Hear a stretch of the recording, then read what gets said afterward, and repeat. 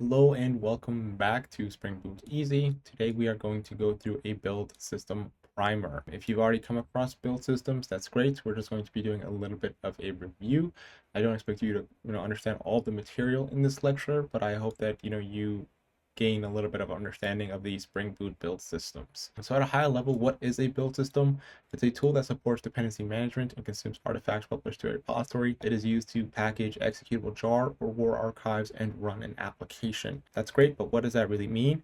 Your project will absolutely, let me say, have dependencies that are published to some sort of public repository, and you'll need to kind of download or bring those dependencies into your project, and build systems make that really easy. It's used to package executable jars or WAR archives and run an application. So we already discussed what jar and WAR archives are in the previous video. So if you don't know what those are, I'd recommend watching that video. And run an application. So it creates a jar, and then we're able to execute those jars leveraging the build system, right? So we're able to run our application because they're able to build it with the dependencies that they're able to download on our behalf, and then we're able to run. So this is essentially it. So what are Maven and Gradle? These are the kind of dynamic duo, the LeBron James and Steph Curry. Actually, they're two separate teams. Let's use a different example. They are the Steve Nash and Amari Stoudemire. Goodness, I'm old. Oh my god. Anyhow, they are the dynamic duo when it comes to Spring Boot build systems. If you've ever ran a Spring Boot project, you'll more or less see these are the only two options for building a Spring Boot project. They have their differences, and we're going to discuss those differences. So Maven, its configuration is done through XML, in particular a POM XML file. We'll look at this. We're going to do a code example towards the latter half, and we'll look at this in action. It's verbose yet simple, so this is my personal belief and kind of my experience with the Maven build system, but this is definitely an opinion take. Dependencies in Maven are declared inside dependency tags in the POM XML using the group ID, artifact ID, and version elements. We'll also look at this. Maven uses the Spring Boot starter parent project to inherit default settings and manage dependencies. So at the very top of a Maven POM XML file, you'll more than likely see, you'll absolutely see this Spring Boot starter parent project, and that's because again it defines these default settings and it helps to manage dependencies, right? So why would you not want these things? And these are also flexible. The default settings include a Java 1.8 as a default compiler level. This is kind of a historical notation. This just means Java 8 as the default, right? If your system uses 11 or 17 or 21 or 23 and you're fabulous, I guess, you can make that change accordingly. It uses UTF, I've been chugging this Line Energy because it's, what time is it right now? It's 11:12 p.m. when I'm making this video. So a dependency manager, I use the UTF source encoding for text character. So this defines how text characters are represented as bytes. And this is kind of the standard choice, I guess. There's other sources, there's other encoding options, but this is more or less what's the correct word? The base?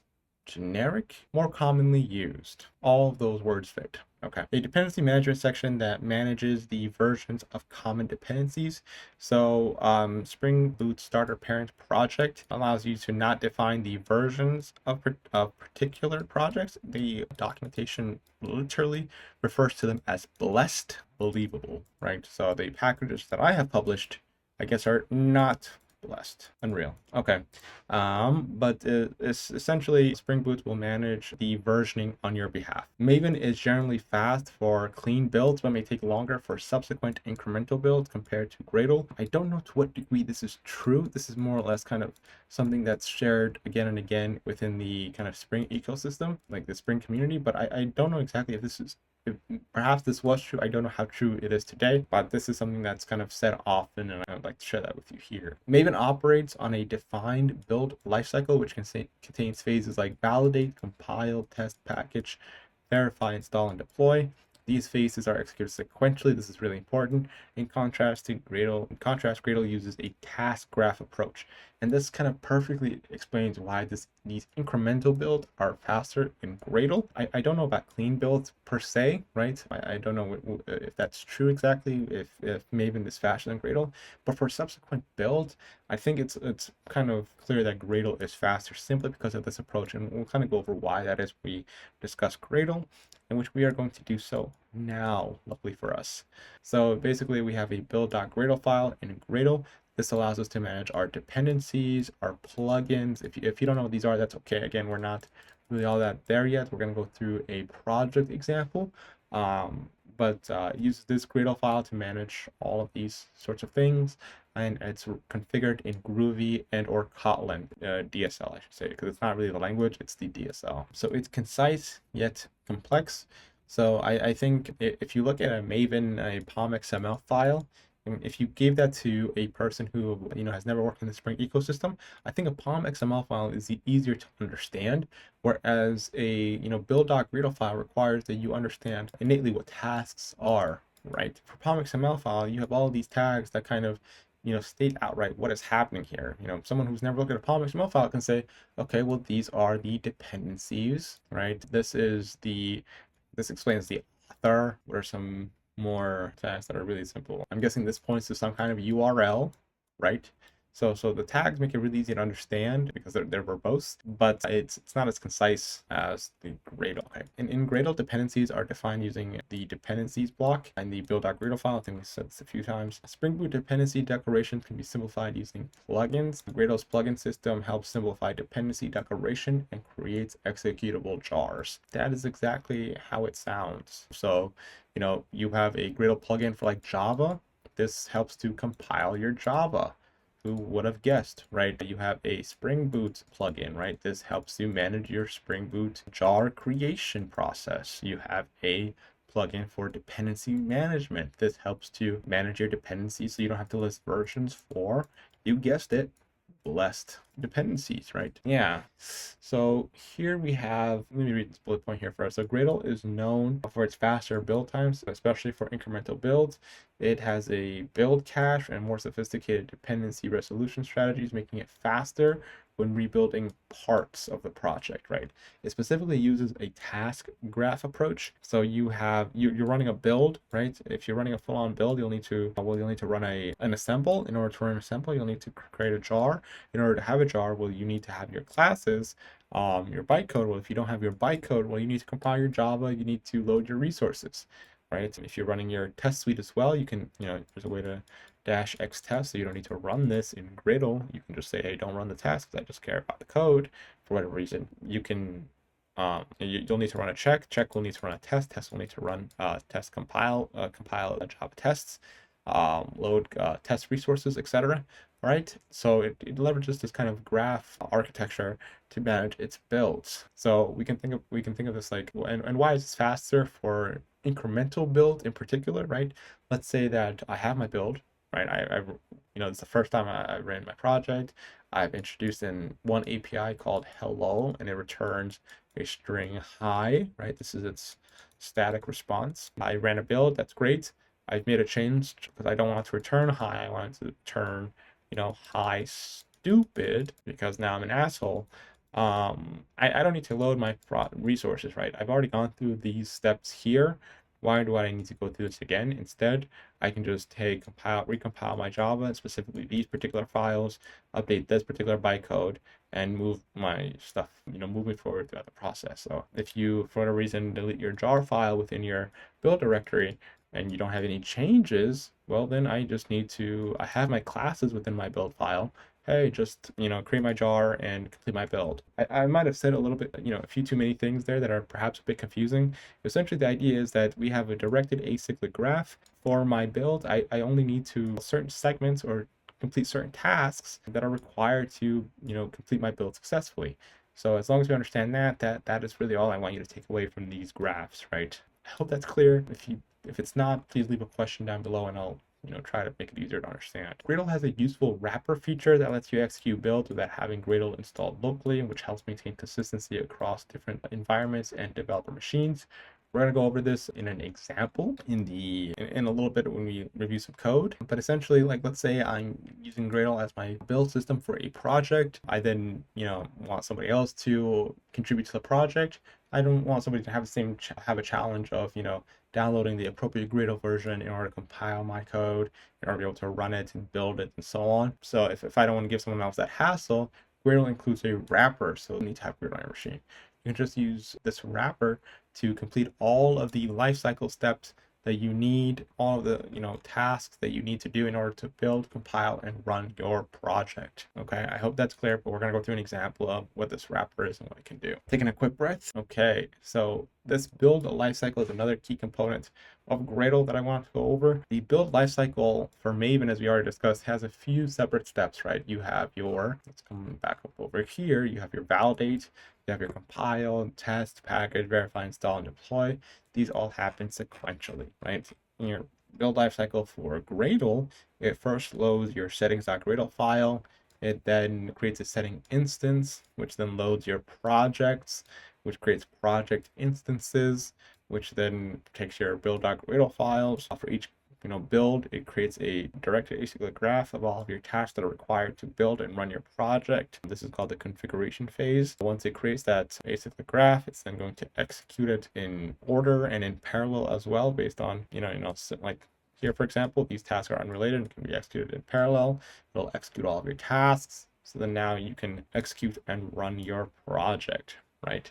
I went through that a little bit fast, and the reason I went through that fast is that you don't really need to understand this now. There's a lot more, detail here. Like, what does this really mean? What does this really mean?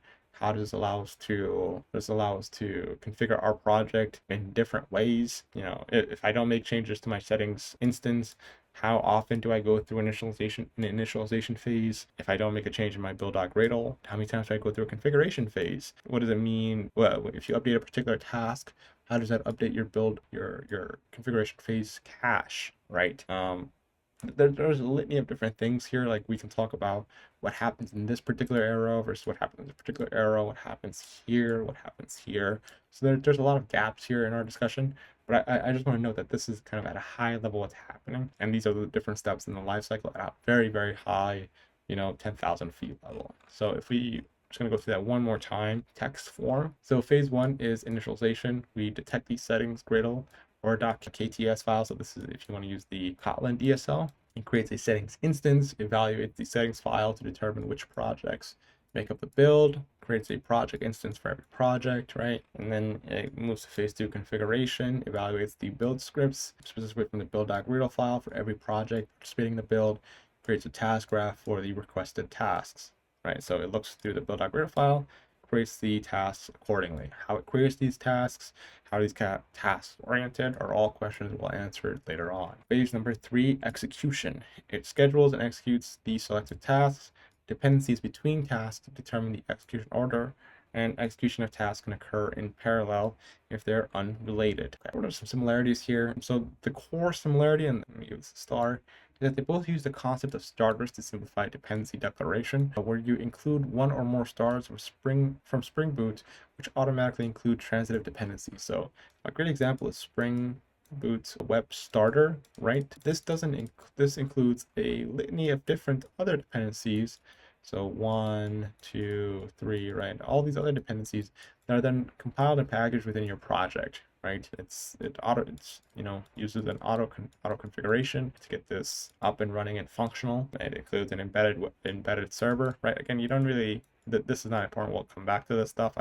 You don't need to know what auto configuration is or embedded servers are, but just know that starters add a bunch of dependencies to your project, not just one. And Spring Boot auto configures things, or it can, let's remove the word auto. I mean, that's simple enough to understand, right? It configures your stuff behind the scenes in order to make this functional, which is essentially all I need to say there. Yeah, that's it there. So let's walk through some code example. Okay, let me press here for a second. I need to, nope. Yeah, let's look at some code here. So here I've created a Gradle project and a Maven project. All right, so we can review the file directories as well as the core segments or the core files in each of these kind of project in these build systems. So first thing I want to note here is this .gradle file in Gradle. So let's go through Gradle first. Here you will have this scripts. So file cat hashes and file changes. So if you change a particular file or you change a particular resource, it'll check and look at these differing hashes and choose whether or not to, trigger that particular task if needed in your next build, for example. All right. Here is a build. Here we have our classes. generated. So we have our annotation processors. We'll come back to this shortly, actually. But here we have our classes, right? So this contains a bytecode. So source code is decompiled from a class. There's a way to, look at this as a .class file. Forgetting how to do that at the moment, but that's fine. Here we have our generated code. We'll come back to this shortly. Our libs contain our jar file, right? This includes our dependencies. Plain.jar does not include the dependencies. Plain.jar is really more if you're creating a let's say third-party package that others can then leverage, right? So within a major, within a company, you might want to create unique packages that serve your business differently on. You'll use a plain.jar to then distribute that. Reports, you'll have reports that you can review. You'll have test reports that you can review. So these are your resources that are collected here. We don't need to look through all of the build file, but this is where your build will reside. Here you have your Gradle wrapper. We talked previously that, with a wrapper, you can execute, segments of your build lifecycle. You can build your project, do all the things that Gradle allows you to do as your build system with a wrapper. So that later, when you share this project, other individuals don't need to have Gradle installed in their machine to, be able to make use of this, to be able to make use of Gradle, and more importantly, the correct version of Gradle, right? So if I come down here, if I want to execute .gradle loo, some people use .gradle build, or some people say Gradle W. I say Gradle loo. So if I say Gradle build, this will start building my project. And I have Gradle installed in my machine, but you don't need to, right? That's kind of the beauty here. Source will contain all of our source materials. Here we'll have our, Springboot application. Here we'll have our resources. Here is our, initial test for our initting of our Springboot application. Here's some .get attribute stuff. Here's the core of the Gradle build system, right? So we have a project. This project has a build.gradle file. Here we list our plugins. These plugins allow us to do a bunch of different things. So Java allows us to compile our Java code into bytecode. We have our Springboot, plugin that helps us facilitate the creation of the jar file. We have our Spring Dependency Management plugin. This helps us to manage our dependencies, so we don't need to list versions. For example, here on this web dependency, I don't need to add the version because Spring Boot will manage that for me. Essentially, it will, look at this particular version of Spring Boot that I have associated with this project, and it'll, reference its internal system and say, okay, well, this guy is using 3.41. What version of Spring Flux do we need? Not do we need, but will be applicable of the version that he has on his machine, that he has associated with this project. I might have made that a little bit more confusing. Let me try that one more time. I have Spring Boot 3.41 on my machine on this. Okay, wow. I have Spring Boot 3.41 associated with this project. I need Spring Boot to pull down a applicable version of Webflux that'll function in accordance with this particular Spring Boot version. You're not going to get better than that. So move forward. So here we have our group definition, our version, right? Here we have some definitions for our Java. So in our Java tool chain, so the series of different software that helps us to compile our Java, I want to define the version of my choosing, which is going to be 21. So I need all of the things associated with 21. I need the compiler associated with 21, and all the software that's associated with getting my source code Java 21 to a applicable and functional build. Configurations, this is really more centered around how our build occurs, like what dependencies and things like that, how our dependencies are used, what things are applicable at runtime, compile time, etc. So for our configurations when managing our dependencies, I want to say here, these are, by the way, generic. If you initialize a Gradle project, this will all come about. Yeah, you can change this if you want, but for example, this, I don't know why you change this, right? Compile only. So essentially what this says is, hey, for any projects, for any dependencies that extend this annotation processor, that should only be available at compile time, not at runtime, because I don't need it at runtime, right? I don't need, for example, this annotation processor. We won't talk a lot about this, but it provides a bunch of different annotations available. One that comes to mind is the @data annotation that defines getters and setters. I don't want that I don't need that available at runtime because it generates the code and I can just reference that code. I don't need this particular dependency at runtime. So for our repositories, I want to get for all the Spring related projects, that you can make use of, all of these essentially, and many, many thousands more. Yeah, so in an enterprise, you might not use Maven Central. Usually you use a proxy. That proxy looks for things within Maven as well, probably as a, that's kind of what a proxy is exactly. But you might also need, personalized projects that your enterprise has created that is required for you to use, right? Some security thing or some special package. Here's where we list our dependencies. This is pretty self-explanatory. And this is a task definition. So this is really cool. This is kind of our first example of, how tasks can be configured and how you can create a task. So you can say tasks.name tests. So this test manages one of the core tasks in Gradle, right? So if you say Gradle test, it will execute all of the tests within your test directory. Here, what that's saying is, hey, use the JUnit platform and all the things that come with JUnit when executing our tests. Alrighty. Oh, actually, one more thing here. Settings.gradle. Here we have our project.name, which is Gradle demo. Previously, I shared that. One second. Again, I blame this. Anyhow, if this only defines a single project, right? Let's say I want to make use of multiple Gradle projects, as as shared in that kind of picture example, you can say something like include project 1. Right, and then if I simply say include project 2, include project 3, and so on and so forth, if I define directories here, one that's called project 1, project 2, it'll inspect those particular directories, look for their build.gradle, and it'll build all the projects accordingly, right? So this is a really awesome feature of Gradle. This is really, really simple to kind of create a mono repo where you can create multiple services without the need for managing a really complex build system. Moving on to Maven. So we have our .maven wrapper. This does essentially the same thing as the Gradle wrapper, right? I don't need to define, if I want to execute the lifecycle tasks that are available in Maven, like validate or something, I don't need to download Maven on my machine. And my, what is the word? It is 11:36 p.m. My colleague, there we go, does not need to download a Maven version, and we don't need to, think about what version that we're both working on our local machines. Source code test, exactly the same as Gradle. Target, here is where we have our classes. So this is where our bytecode is, our resources, etc., etc. Reports, kind of similar to before. Just want to close this. I thought I closed it. Yeah, mvnw. So this is a command for executing the Maven wrapper. So again, similar to what we just talked about here. This is for CMD. This is for Windows machines.